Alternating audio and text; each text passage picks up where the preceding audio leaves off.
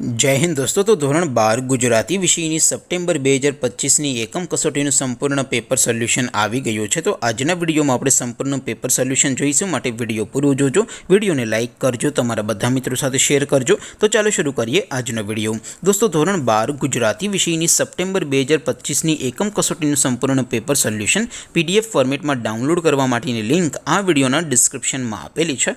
તેના પર ક્લિક કરીને તમે ક્વેશ્ચન પેપરની અને તેના સંપૂર્ણ પેપર સોલ્યુશનની એમ બંને પીડીએફને સૌથી પહેલાં ડાઉનલોડ કરી શકો છો। અથવા તો દોસ્તો પેપર સોલ્યુશનની પીડીએફ ડાઉનલોડ કરવા માટે તમારે ગૂગલ ઉપર સર્ચ કરવાનું છે www.mygkguru.in। આ વેબસાઇટ તમે સર્ચ કરશો એટલે જે પહેલી લિંક આવશે એના ઉપર તમારે ક્લિક કરવાનું છે। જેવું ક્લિક કરશો એટલે સોલ્યુશન માટેની mygkguru.in આ વેબસાઇટ ઓપન થઈ જશે। વેબસાઇટ ઓપન થયા પછી તમે થોડાક નીચે જશો તો ત્યાં તમને એકમ કસોટીના સોલ્યુશન માટેના ધોરણ વાઇઝ લીલા રંગના બોક્સ જોવા મળશે। દોસ્તો અહીંથી તમે કોઈ પણ ધોરણની બધા જ વિષયોની એકમ કસોટીના ક્વેશ્ચન પેપર અને તેના સંપૂર્ણ પેપર સોલ્યુશનની પીડીએફને સૌથી પહેલાં ડાઉનલોડ કરી શકો છો। જેમ કે દોસ્તો અત્યારે હું ધોરણ 12 માટે સ્ટડી 12 વાળા બોક્સ ઉપર ક્લિક કરીશ। જેવું ક્લિક કરશો એટલે નવું પેજ ઓપન થશે।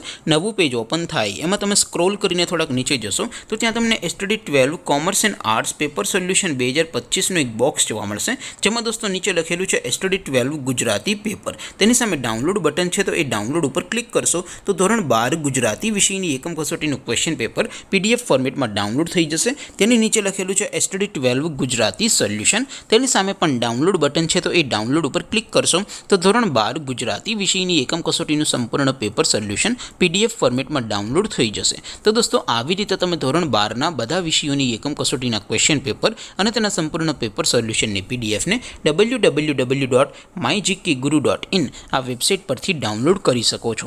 તેમ છતાં કોઈ ક્વેરી હોય, કોઈ પ્રશ્ન ન સમજાતો હોય તો નીચે કોમેન્ટ કરીને પૂછી શકો છો। અધરવાઇઝ આપણે નવા વિડીયોમાં મળીશું, ત્યાં સુધી રજા આપો।